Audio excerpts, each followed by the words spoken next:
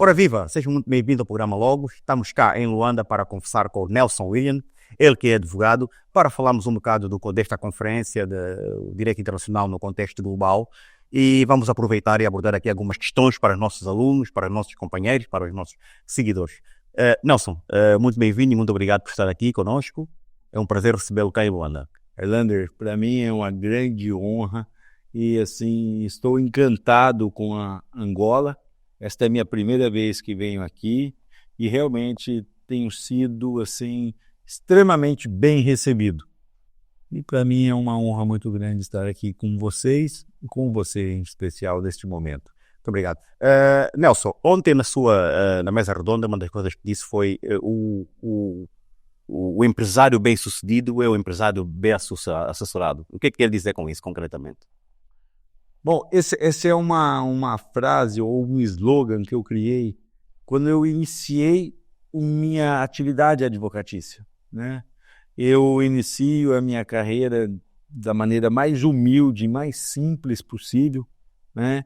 Eu concluo a faculdade com 22 anos, ia fazer 23 anos, e tiro minha carteira da ordem, a licença da ordem lá no Brasil. E para conseguir a licença da ordem no Brasil, há uma prova, não sei se aqui em Angola funciona da mesma maneira, você conclui o curso de Direito e você tem que se submeter a uma prova. A Ordem dos Advogados, para ter a carteira. Sim. E é uma prova realmente muito difícil, até que há um índice de aprovação relativamente baixo, proporcional ao número de bacharéis em Direito que prestam o exame. E eu estudei para ter o exame, consegui tirar a minha carteira. Naquela ocasião, eu era funcionário de uma pequena empresa prestadora de serviço e era auxiliar de escritório. Então, ganhava um salário mínimo e um pouquinho mais, que era o piso da categoria. Com a carteira, em posse da carteira, eu fui para uma sala de um médico, era uma pequena clínica médica, que ele tinha uma sala, que ele servia como consultório. E como das 8 horas da manhã até as 16 ele não estava na clínica, e ele vendo a minha situação muito precária, né, economicamente falando, e ele falou assim, se você quiser iniciar a advocacia usando a minha sala, das 8 às 16 horas, pode usar. A partir das 16, eu preciso que você não esteja lá, porque das 16 em diante ele estava atendendo seus pacientes. Certo. Tanto é que no início da minha carreira as pessoas até equivocadamente achavam que eu era filho de médicos. E eu sou filho de pais semi-analfabetos, pequenos, meu pai no caso, pequeno agricultor, minha mãe do lar, e a agricultura é de subsistência. Né? E é por aí que eu quero entrar. A forma como conduz a sua vida nas redes sociais, a forma como expõe, digamos assim, o seu cotidiano, a sua família, os seus bens materiais, né? Não acha que isso, sendo a advocacia uma profissão, digamos assim, tradicional, em que estamos habituados a ver o advogado com casaco, colete e um relógio no bolso, estilo Lenin, mais conservador. O Nelson ostenta bens materiais, ostenta carros. Acha que isso esta forma de estar, saindo do analógico para o digital, não acaba por ser, às vezes, interpretado como sendo alguém que está ostentando? Bom, primeiro, eu tenho uma história, né? Eu não ganhei dinheiro, né? Não enriqueci, porque eu saí do zero absoluto, eu saí da pobreza e construí uma carreira. Hoje, a Nelson Williams Advogados é o maior escritório de advocacia da América Latina, ou seja, não é qualquer coisa, são cerca de 3.000 pessoas na nossa operação, mais de 1.000 advogados num único escritório de advocacia, ainda que espalhado em todo o território nacional. A matriz do nosso escritório é em São Paulo. Na matriz são 1.070 pessoas, pelo menos o último número que me passaram era esse, só na matriz 1.070 pessoas, e espalhado no país todo, cerca de 3.000 na totalidade, sendo mais de 1.000 advogados. Eu tenho uma história, eu construí uma história com muito trabalho, muito esforço, também não construí sozinho. Eu sou ombreado por uma das melhores equipes, na minha percepção, uma das melhores equipes jurídicas do país, no caso do Brasil, e eu tenho uma carreira que foi galgada. E eu tenho uma história muito parecida com muitos jovens lá do Brasil, que também têm uma origem humilde. Assim também a mesma coisa aqui em Angola. Há muitos jovens que tem origem humilde e que eu quero, com o meu exemplo, com o meu testemunho, mostrar para esses jovens do Brasil, de Angola, que assim como o Nelson conseguiu vencer na vida, num ambiente hostil, um ambiente competitivo, um ambiente tradicional, porque eu direi, como você bem disse, é um ambiente tradicional. Eu não tenho tradição nenhuma, aliás, eu não tinha tradição nenhuma na área jurídica. Pai semi-analfabeto, mãe semi-analfabeta, do lar, agricultura de subsistência. Quando eu tiro a minha carteira da ordem, eu sou o primeiro advogado da minha família e o primeiro a concluir um curso superior. Mas por ter esse background, essas famílias, vindo de uma família pobre, não acha que há aqui uma contradição? Devia ser, se calhar, mais comedido? Isso não é encarado? Não, eu devo mostrar para as pessoas, porque é o seguinte, primeiro que nós não devemos ter vergonha do dinheiro que nós conquistamos, dos bens que nós conquistamos com o nosso trabalho. Não é vergonha nenhuma. E eu sempre que tenho oportunidade, eu falo, o dinheiro não é a coisa mais importante da vida. Não é. Mas a ausência de dinheiro afeta tudo que é importante na vida. Você tem problemas com a sua família por ausência de dinheiro, você tem problemas de saúde por ausência de dinheiro, você tem problemas de paz. Quem tem paz sem recursos? Com um cobrador batendo na porta da sua casa, com um filho doente, você não tendo recursos para levá-lo ao médico, não poder dar um melhor atendimento para ele, você não poder, de repente, proporcionar algo a seu amigo que está sofrendo. Então, é muito importante isso. Nós temos que quebrar esse tabu de parecer que a prosperidade é uma maldição. Ela não é. A prosperidade, ela é bênção nas nossas vidas. E eu faço isso, não faço quando eu mostro. Primeiro, também é importante destacar que eu mostro a verdade. É a minha vida que eu mostro. Eu abro a minha vida, a minha casa, o meu estilo de vida, ele é real. E ele é apresentado de maneira a que as pessoas se inspirem. A minha ideia é inspirar. Nunca você vai ver ou vai ter notícia de que eu tratei alguém mal. Mas, Nelson, consegue perceber de onde é que vem esta narrativa? Porque estamos a falar de países que historicamente têm laços históricos, Angola e Brasil, mas são países que são potencialmente ricos, muitos recursos, mas a maioria da população sofre, morre à fome. E a maioria da população é igual o Nelson Williams era há 30 anos atrás. Há 30 anos atrás, o Nelson era como a maioria da população é. Pobre, sem nome, porque eu não tinha nome. Na época da minha faculdade, eu era conhecido como o alemão.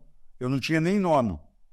Ninguém me chamava de Nelson Williams Fratoni Rodrigues. Era o alemão. Ou seja, eu venho de uma origem muito parecida com a grande maioria da população de Angola e do Brasil. E eu procuro, com a minha vida, inspirar pessoas. Esse livro, que depois nós vamos falar um pouquinho dele, Loucura Não Coragem. Por que esse nome do livro? Porque no início da minha carreira, quando o alemão, que ainda não tinha nome, vai lá para a clínica médica e começa a trabalhar como advogado, advogando, as pessoas falam, nossa, mas esse alemão é muito louco. Gente do céu, o alemão é louco. Passado algum tempo, as coisas começam a dar certo, eu começo a prosperar financeiramente, o escritório de advocacia começa a ter gente, pessoas virem trabalhar comigo, eu começo a montar equipes de advogados para áreas específicas de atuação, vamos com estratégia de comunicação e marketing, vamos atrás de clientes e começo a prosperar. Quando as pessoas veem que as coisas começam a dar certo, o que eles dizem? Nossa, como você é corajoso. Então, loucura, não coragem. O que diferencia coragem de loucura é o resultado. Quando dá certo, as pessoas te acham corajoso. Quando dá errado, nossa, como era louco e tal. Então, eu tenho uma trajetória que eu quero mostrar para todos. A prosperidade, e a prosperidade é bênção. Eu quero mostrar para todos que a prosperidade é bênção. E quero mostrar para todos que é possível, sim. E volto aqui. Eu aqui nesses 4 dias que eu estou em Angola, eu me deparei com muitas pessoas que deram o testemunho de vida muito parecido com a minha, e talvez até em situação muito pior do que a minha, e que conseguiram resultados melhores que a minha, que eu consegui até hoje. E eu fiquei realmente impressionado. Ou seja, é possível para alguém no Brasil, de origem humilde, simples, prosperar, e a prosperidade traz bênção não apenas para nós que prosperamos, para nossos familiares e também para os nossos amigos. Nelson, eu quero voltar a essa questão. A questão da forma como se expõe nas redes sociais, não estará isso ligado com uma força, uma necessidade que alimenta de ter sido tão pobre, vindo de uma família humilde, de pais pobres, sem a necessidade de agora mostrar que conseguiu vencer na vida? Mas, óbvio, eu tenho necessidade de mostrar, gente, eu venci na vida.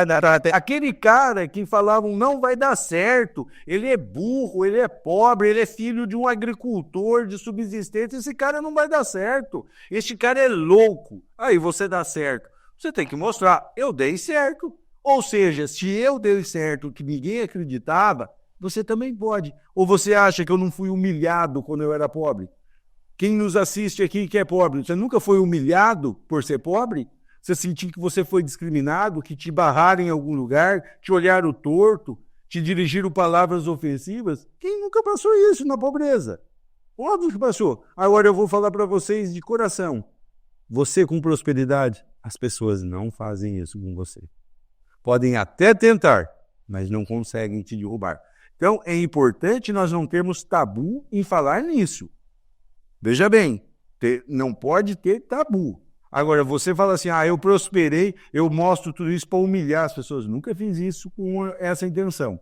Se você tiver a curiosidade de consultar qualquer pessoa que se relaciona com o Nelson, e hoje com as redes sociais é fácil. Eu tenho dentro do meu staff de doméstico, né, de funcionários domésticos, acredito eu que eu devo ter umas 60, 70 pessoas no primeiro eixo. De pessoas que trabalham para a minha família, ou na minha casa, ou na casa da ilha, ou comigo, né, no pessoal. Se perguntar para alguns deles, pergunte, como é trabalhar com o Nelson Williams? Eu vou lhe falar assim, acredito que será 100% que vão falar, o Nelson Williams é respeitoso, o Nelson Williams nunca nos distratou, porque eu trato todo mundo com muito respeito. Então, o fato de eu mostrar, não sei o que, ele serve de exemplo. Eu venci até hoje e é possível alguém com história semelhante também vencer na vida. Então, serve de inspiração. No Brasil, nós temos um já falecido, um carnavalesco. As escolas de samba do Rio de Janeiro são famosas no mundo inteiro. Ele era um carnavalesco que durante muito tempo fez os desfiles da Beija-Flor. E a Beija-Flor, muito famosa, ganhou vários carnavais no Rio de Janeiro. E um dia perguntaram, Joãozinho 30, que era o nome dele, Joãozinho 30, os carnavais que você organiza para a Beija-Flor são extremamente suntuosos. Eles são grandiosos. E, teoricamente, são comunidades muito pobres. São favelas, são comunidades, né, muito pobres. Você não acha uma contradição, ou seja, os críticos dele fazer aqueles desfiles suntuosos com a comunidade, você não acha uma contradição? Ele deu uma resposta que eu acho assim maravilhosa e ela ficou marcada na história do Brasil. Quem gosta de miséria é intelectual. Ele falou, pobre gosta de luxo. De bate-pronto ele respondeu isso. Quem gosta de miséria é intelectual. Que gosta, sabe por quê? Porque não vive na miséria. Não sabe o que é a miséria. Gosta de divagar sobre a miséria, mas não vive a miséria e não sabe. A miséria, ela é triste.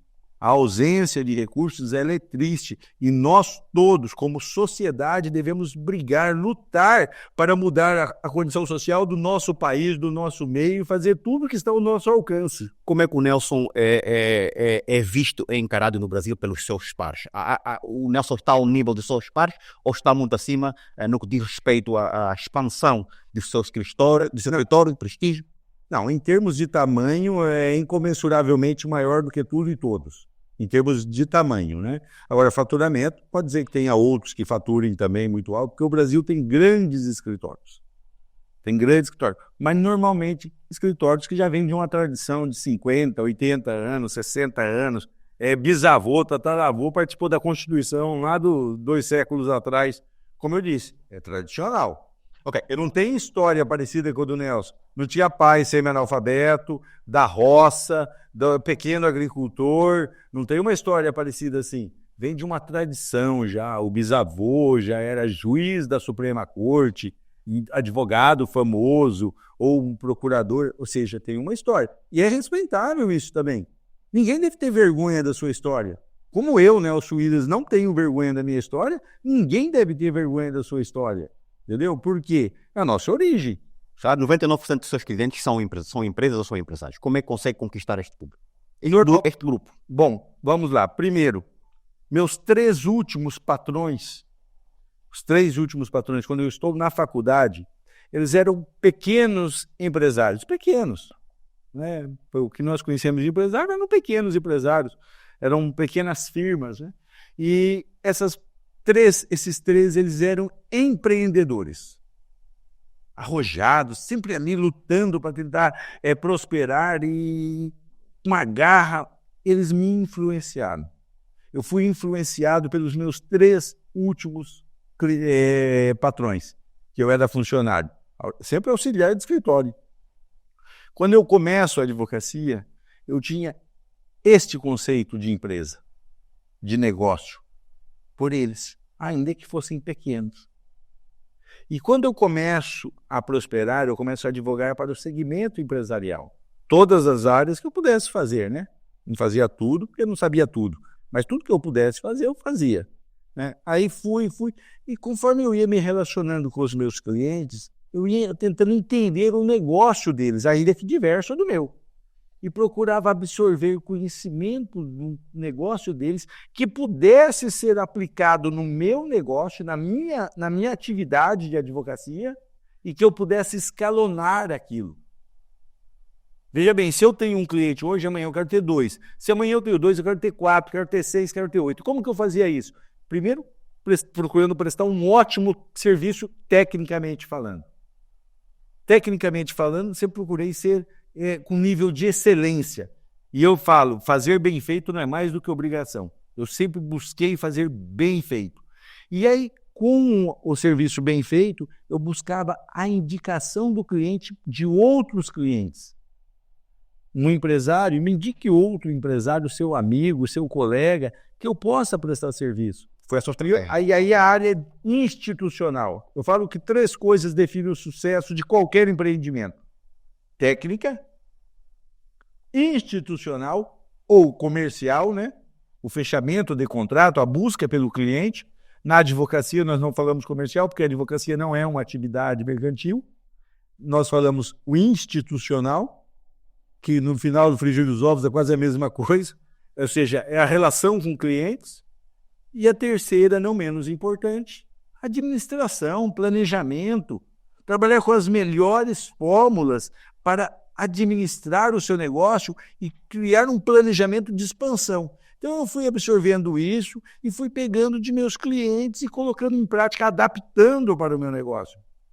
E aquilo foi fluindo, sim. E é importante aqui, para quem é filho de pais semi-analfabetos, pobres, né? No Brasil a gente fala pobre de maré, que é muito pobres. Eu inicio, não tinha carro, andava de ônibus coletivo, usava uma sala emprestada, não tinha sala.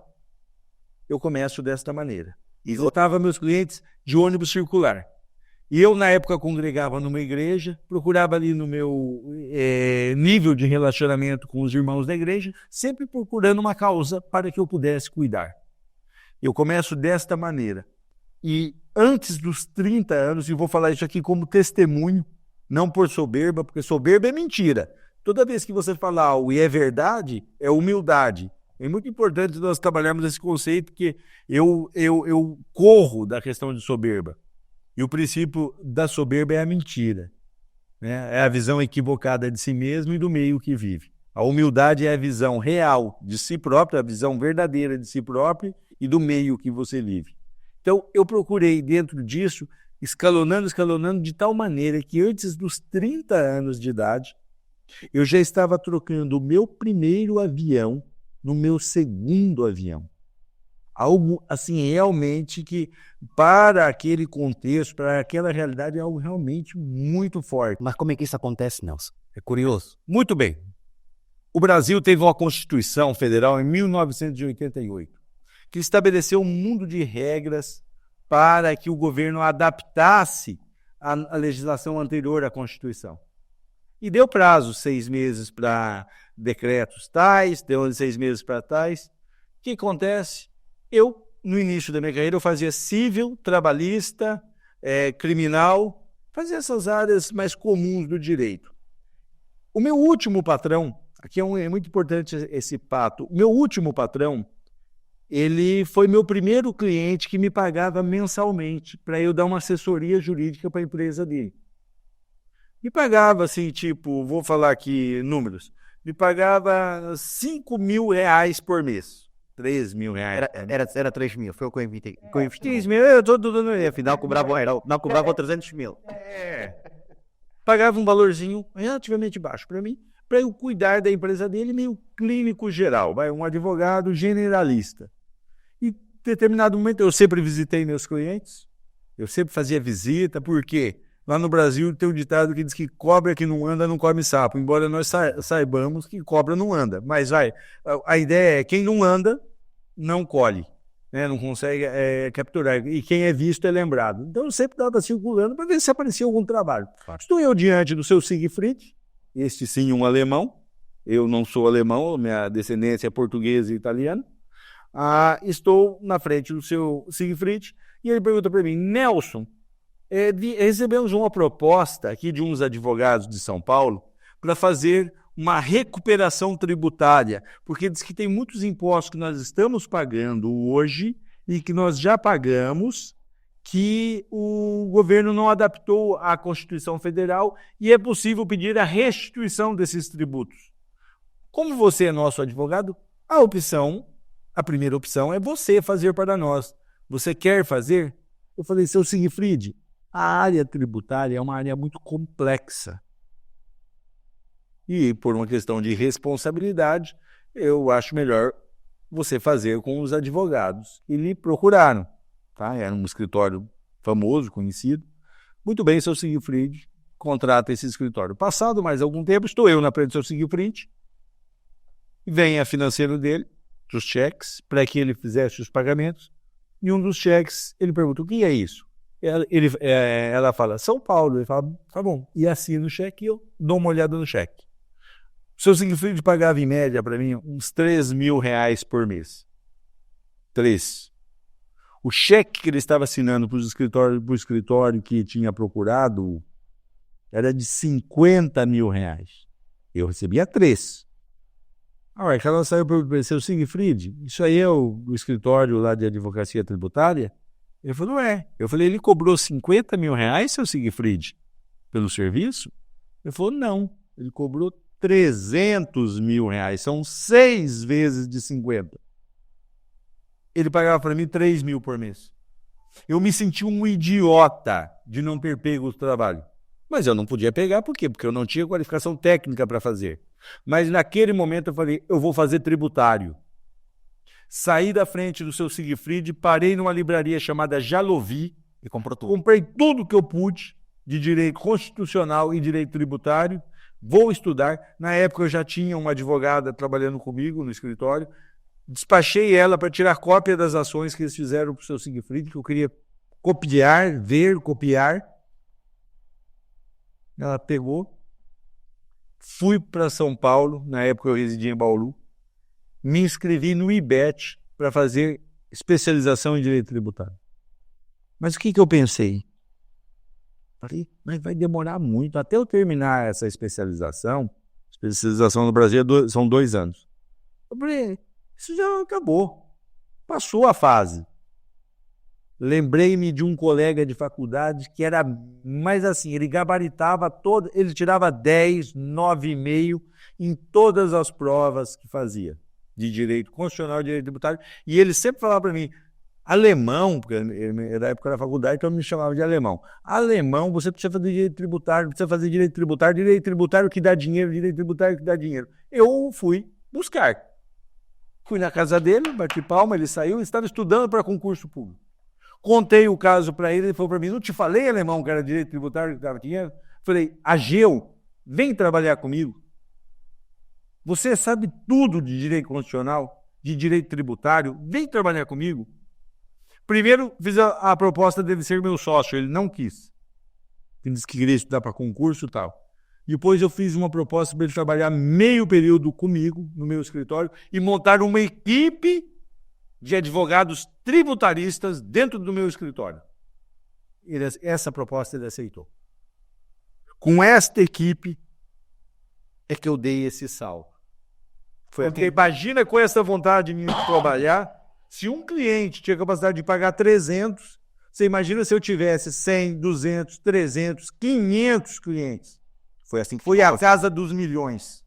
Então, a minha visão sempre foi uma visão macro. Hoje, a Nelson Williams, ela funciona como? É como se fosse um grande hospital e que tem médicos de todas as áreas da saúde.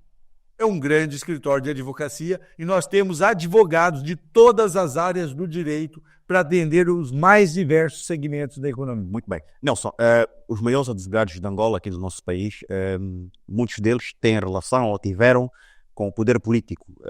O que eu vou dizer é o seguinte, em Angola começa agora a nascer a cultura das empresas terem consultoria de advogados para que se possam precaver de determinados problemas jurídicos ou legais, não é?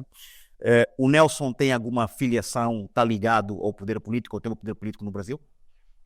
Com relação a ser ligado ao poder político, eu gosto de uma frase do fundador da TAM. A TAM, durante algum tempo, foi a maior companhia aérea do Brasil. Hoje chama Latam, porque os chilenos compraram a TAM. Então, hoje é Latam. O comandante Rolim Amaro, fundador da TAM, ele tinha uma frase assim com relação ao mundo político e o segmento empresarial. Lembre que eu sempre disse que eu sempre me inspiro em empresários e empreendedores. Ele falava assim, não tão perto que te faça mal e nem tão longe que não lembre quem você é. Eu nem conheço Esta é minha filosofia. Me relaciono com todos os políticos de maneira não tão perto que me façam mal e nem tão longe que não saibam quem é o Nelson Williams. Ou seja, eu levo uma relação de proximidade, sim, mas uma proximidade saudável, não uma proximidade promíscua, né? Mantendo sempre uma relação, eu diria, republicana. Essa é a relação. Porque não tem como uma pessoa na minha posição não se relacionar com os entes políticos. O que separa a barbárie da civilização é a política. Eu acho que falar isso aqui em Angola é bem forte isso. O que separa a barbárie da civilização, do mundo civilizado, chama-se política. E às vezes, erroneamente, as pessoas querem satanizar, demonizar a política. A política, ela é necessária. É a política que traz paz. É muito importante. Mas sabe, através da política, a paz. Através da política, da boa política, a desenvolvimento social, econômico. Uma nação cresce através da boa política. Então, é muito importante nós separarmos o joio do trigo. Tá? Existe a má política? Existe a má política, sim. No Brasil existe, em Angola existe, nos Estados Unidos existe, no Japão existe, no mundo inteiro existe. Onde existem homens, existem sim falhas. O ser humano é falho, perfeito é Deus. Agora, veja bem, não é porque existem falhas que nós vamos olhar só o lado ruim da coisa. Existe o lado bom. E é importante nós sempre termos isso e passarmos isso para as novas gerações, porque eles serão os futuros políticos, eles serão as futuras lideranças nossas. Então eu tenho esta filosofia de vida com relação ao segmento político. Sim, mas aqui é um detalhe que é importante, que por vezes há promiscuidade, digamos assim, dos grandes escritores de advogados, serem eles que estão a defender os seus interesses, digamos assim, no que diz respeito à política, no que diz respeito às empresas estatais. não é? Há grandes polémicas, houve aqui o caso, por exemplo, da Odebrecht, o Lava Jato no Brasil. Toda esta polémica é importante sabermos onde é que esta linha divisória limita o advogado mal. Vamos lá. Primeira coisa, não sejamos jamais ignorantes. Não confundir a figura do advogado com a do seu cliente. Jamais. Todos, até o réu mais culpado, ele tem direito democrático. O Estado Democrático de Direito lhe garante defesa. Ele tem direito a uma defesa. Quem faz essa defesa? São os advogados. Então não confunda a minha figura com a dos meus clientes. Meu cliente cometeu um crime. Eu estou o defendendo. Eu estou exercendo um papel constitucional. Sem advogado não há justiça. Ele tem que ter um advogado. Ele tem um advogado, ele tem um promotor acusador, ele tem um juiz que vai julgar isento. Então, tomar muito cuidado. Existe promiscuidade entre advogados? Gente, existe entre advogado, entre médico, entre contador, entre agricultores. Existe em todo lugar. Existe o ruim, existe o bom. Agora, nós não podemos, por causa do ruim, jogar os bons na mesma vala. Então é muito importante separar o joio do trigo. Não confunda a figura do seu advogado, do advogado com a do cliente. Isso é importante, não confundir a figura do advogado e do cliente. Todos têm direito a um advogado, porque só assim existe justiça.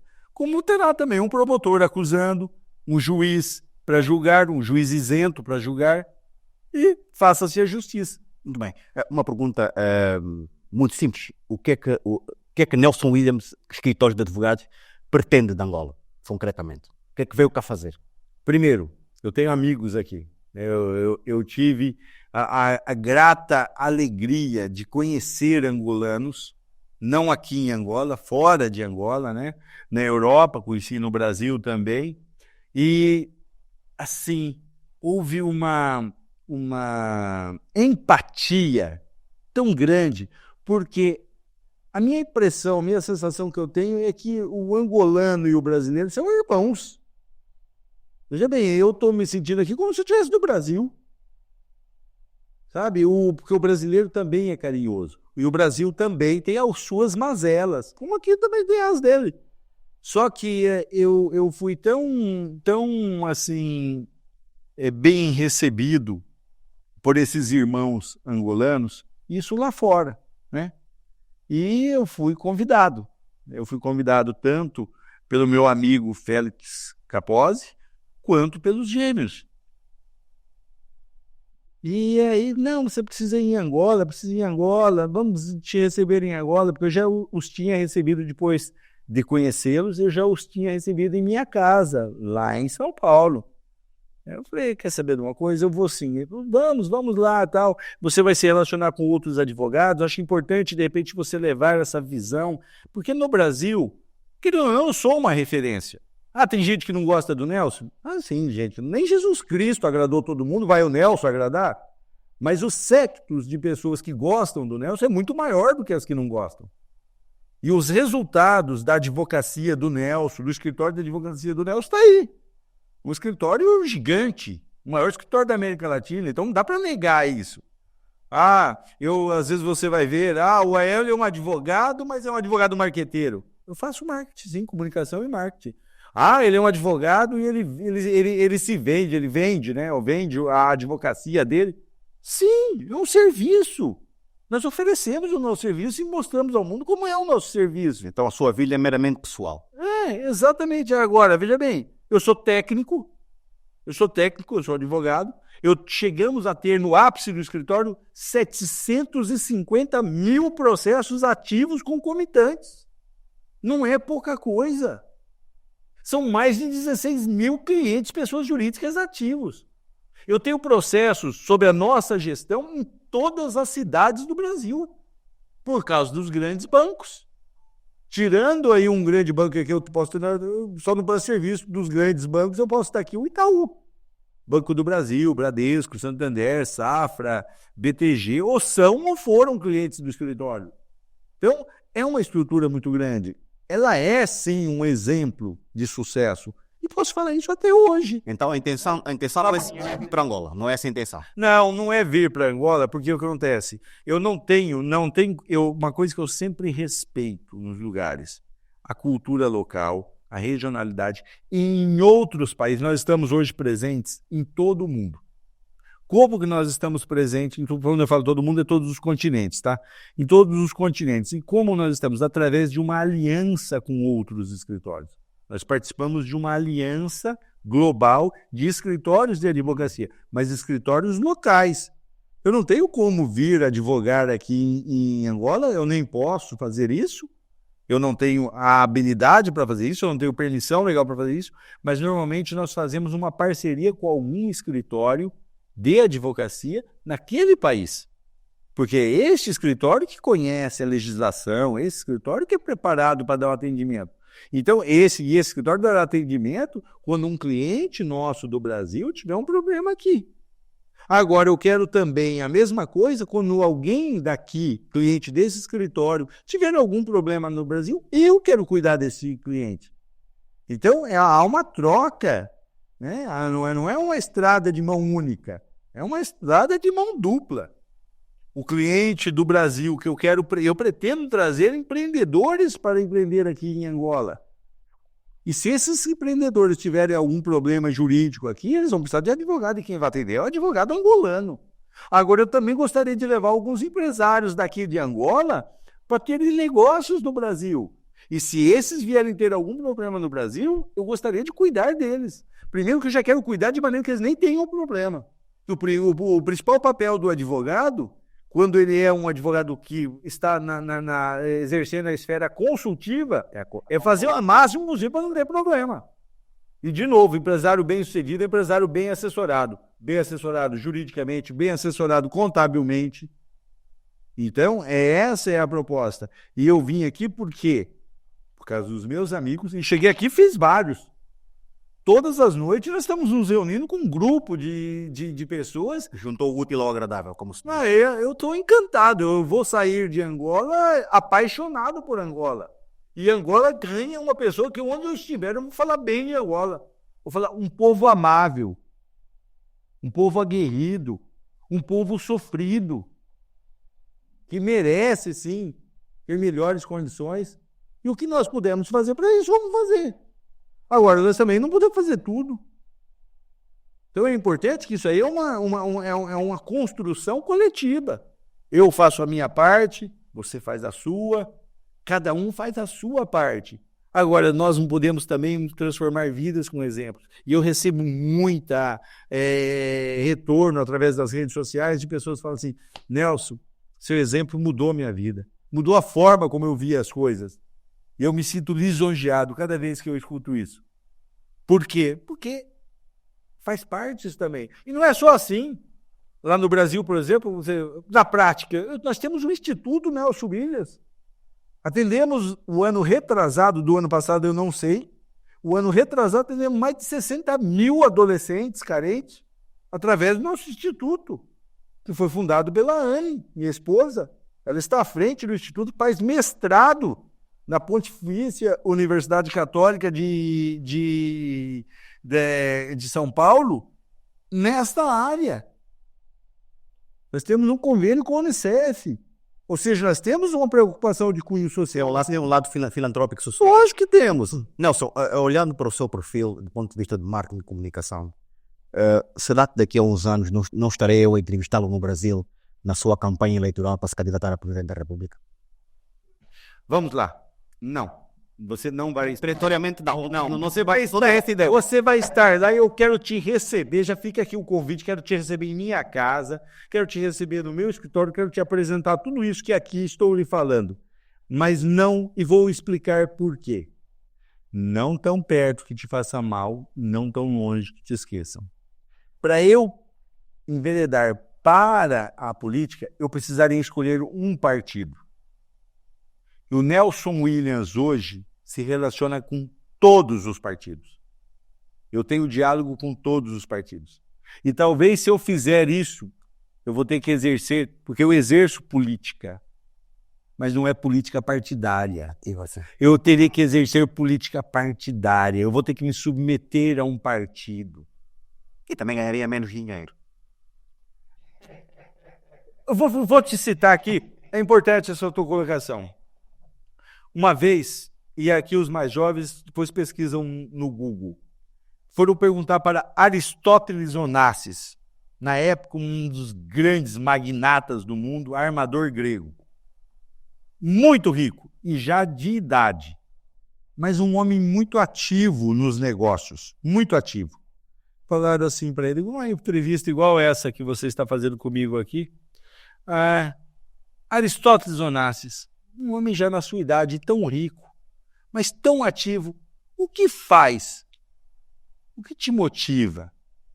Ele falou assim, chega em determinado momento, não é mais apenas pelo dinheiro, é pelo game, é pelo jogo, para estar no jogo, estar ativo.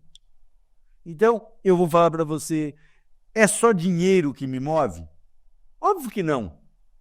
Vou lhe falar, eu tenho um prazer de fazer o que eu faço, eu tenho um prazer e eu quero morrer fazendo isso velho, tá? Não é morrer novo, é velho fazendo isso. Exatamente o que eu faço. Mas não pode ser consumido por essa ambição um dia, Nelson, de querer ser candidato a um cargo político. Pode acontecer. Eu vou lhe falar. Dinheiro é uma coisa, poder é outra. Não, mas se tem alguém que sabe a diferença de poder e dinheiro, sou eu. É óbvio que eu sei isso, mas eu volto para vocês no seguinte sentido. Não é o meu prazer. Sabe? Mas amanhã se tornou o seu prazer. Vai ter que mudar muito. Né? E essa entrevista com certeza vai estar na internet. Disse que não ia ser, agora é. Mas vai ter que mudar muito. Porque não é a minha pretensão. Não é o que me move. Não é o que me move. Porque para eu ser um candidato político, eu terei que ter um partido. E a hora que eu escolher um partido, eu vou ter que se submeter a tudo daquele partido. E nem tudo. E eu conheço todos os partidos. E sou capaz de falar o prós e contra de cada um. Não é isso que eu quero para a minha vida. Não é isso que eu quero para a minha vida, não é isso que eu quero para a Anne. Por quê? Porque daí nós vamos sofrer um outro tipo. Hoje eu sofro alguns ataquezinhos. Aí eu vou sofrer outros tipos de ataques. E confesso para vocês que eu não sei se é assim, me candidatando a um cargo político partidário, que eu iria ajudar o Brasil. Eu acredito que eu ajudo muito mais, que eu tenho muito mais condições de ajudar o Brasil.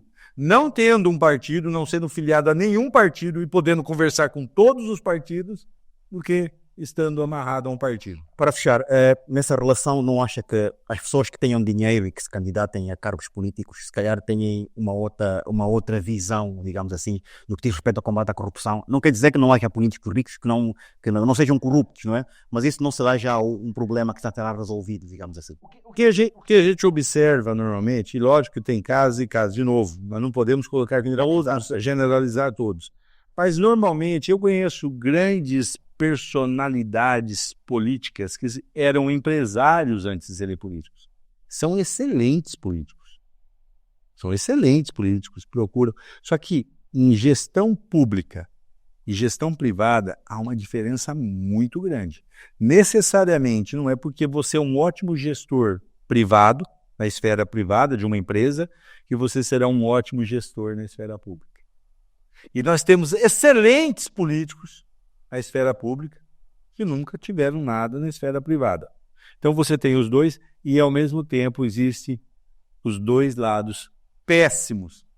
Era um empresário picareta e depois se tornou um político picareta. Era um político picareta e a política a vida inteira picareta. Então é complexo isso, mas nós não podemos generalizar e nem perder as esperanças. Nós não podemos perder as esperanças. Não tem jeito. Tem sim. Muita luta, guerra, batalha, tal. Tem jeito. Não podemos perder as esperanças. Muito bem. Foi recebido pela Presidente da Assembleia Nacional. Teve uma conversa, teve um encontro com ela. Qual é a sua perspectiva sobre este encontro? Porque nós ficamos perplexos como é que um advogado que vem do Brasil e consegue ter esta influência em Angola, ir à Assembleia e ter um encontro com a Presidente da Assembleia. Bom, quem conhece e me acompanha sabe que isso é relativamente, no meu cotidiano, é comum. No Brasil, dificilmente eu visito algum estado da federação, não sou recebido pelo governador, pelo presidente da Assembleia. No Brasil tem as assembleias estaduais, presidente da Assembleia, presidente de tribunais de justiça, isso é muito comum. Não tem nada diverso do que acontece lá no Brasil. Agora, uma coisa que me chamou muito a atenção e que eu falei para as duas mulheres que me receberam, as duas presidentes, a presidente do Tribunal Constitucional e a presidente, né, da Assembleia.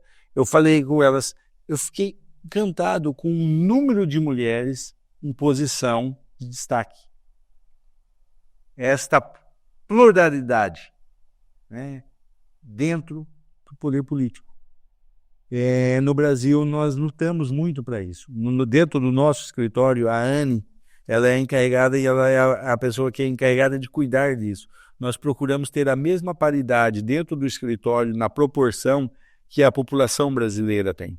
Se na população brasileira temos 52% de mulheres, nós buscamos 52% de mulheres dentro do escritório. Se há X% de negros dentro do escritório, nós procuramos também assim, preencher as cotas. Não é cota, é respeitar isso.